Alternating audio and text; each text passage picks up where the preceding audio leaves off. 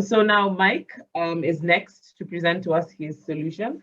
Mike Kipkorir Bill is the founder of Verb Education and a team leader responsible for the conception, design, and implementation of the CBC app. So Mike, over to you. Anybody who has questions to Mike, kindly please post them on the chat as well. Mike, we're ready for you. Share your screen and share. Okay. You can start the presentation. Yeah, thank you very much. And thank you everyone for taking the time, making the time to join today. So my name is Mike Kipkorir, and as you've heard, working with this thing called the CBC app.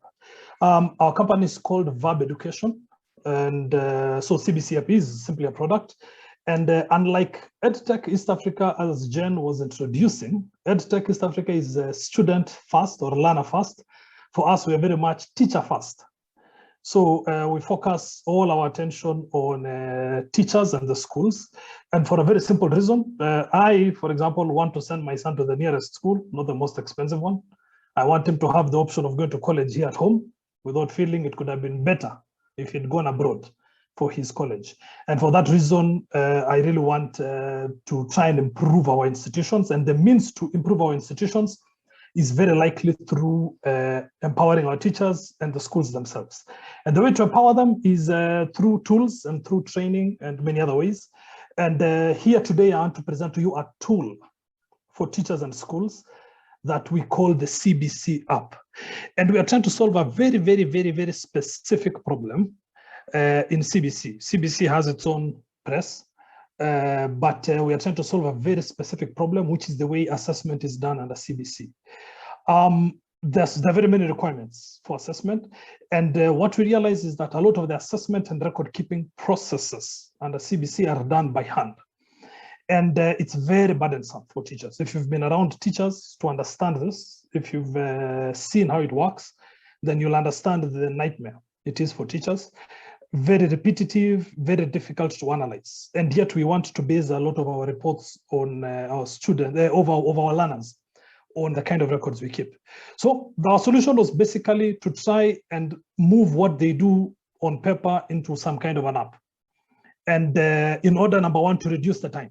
So right now with the CBC app, things that could have taken half an hour, take 5 minutes. We provide KICD templates. So KICD, Kenya Institute of Curriculum Development, has what we call curriculum designs. And in there, they suggest how people should assess. We make them even more accessible than ever, because through the app, people can access them. They can, and they get them as templates, meaning they can play with them. A lot more accuracy, and then they can click to get reports, and they can do it on their phone. The best part about the app and the real thing that makes the difference is the kind of reports that are now possible, because every single activity assessed means data, and that data now becomes very mineable. So we get very interesting insights into how a learner is going, how a specific learning area is going, how the school is going, how the teachers are going, etc. So we have very interesting kind of data sets, and we are in a few schools right now. People are using it, ranging from the early childhood centers all the way to primary schools. In the primary schools, we are all the way in grade 5, which is the CBC class going on now. When grade 6 kicks off, we will have grade 6. Under this oppressive regime of 5 minutes of presentation, I feel that that is the only thing I can say for now. So we could get questions and try and move on. I'd love, Mike, if you would talk to us a little bit about, give us some stories, right? Tell us about one of the schools that you've worked with that's currently using the CBC app, and tell us about kind of what the impact on the teachers, the school, what does that look like? Yeah, I think for me, my favorite has got to be some of the early childhood centers we work with. We, for example, work with Gatundu North Sub-County. So the entire sub-county has about 61 early childhood centers. And despite being very rural, very poor in a lot of the places, very difficult, they're actually using it.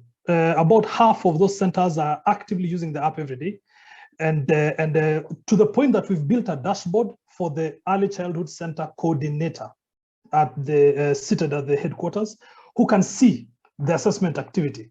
What this means is, other than trying to decide where to go, because some of these places are far and rural, the coordinator has a very nice dashboard. They sort of see, they maybe see low assessment activity in a particular school.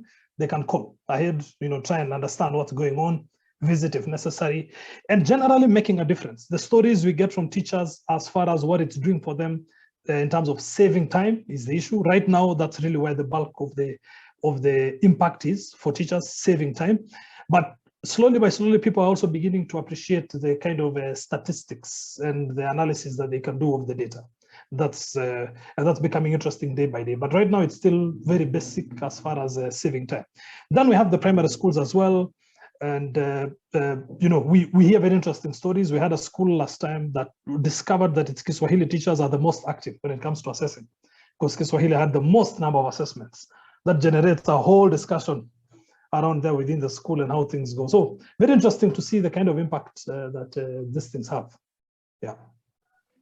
Hey, thank you, Mike. It's nice to see that data is actually helping some schools make decisions also on, favorite subjects like Kiswahili. That's interesting. So I have here 3 questions, and maybe I'll take 2. There's one here from Abdul Mohammed, which he asks, what has been the biggest challenge in getting teachers to adopt and use the app, and is it used in the classroom during teaching? I think this is the same as Wangare's asking if the CBC app is on the teacher's phone. Yes, so it is on the teacher's phone. And a teacher can carry it into the phone. It contains everything there. In place of that, a teacher would have to carry 40 books for 40 different learners. So this one is just the app itself that contains all the learners in it and all the learning areas. That would replace the 40 books of the learners you would carry. And teachers then get to use it. After a learning, they're supposed to assess multiple times within what you call a substrand, a subtopic. Okay, so what happens is that teachers make a choice and as to when they can use it and when they can assess. So it's, let's say, after the lesson, when it's time to assess, that's when they do. Now, the biggest challenge, and that's a good question, Abdul, of getting these teachers to adopt it is momentum. Inertia. People just don't want to move away from what they do. That's really the big nightmare. But when they do, suddenly it's, I knew this all along. This was really easy. But getting them to change their minds to begin with is very difficult. Getting and the teachers are not the biggest problem. Head teachers, school owners, those are really the gatekeepers who are the biggest problem here. And the reason why even they're a bigger problem is they're far from the problem. So to them, they just say our teachers are lazy. Our teachers are not doing this. So being a bit far from the problem means they don't understand it and means they don't necessarily make the best decision for the teachers. That's really the biggest challenge that we're having so far, because the sales cycles are a nightmare. They're not, I can confess that to an EdTech crowd. You guys are facing the same nightmares as us, as far as they're trying to sell to schools go. So, the sales cycles are long and difficult. So you understand how that could go.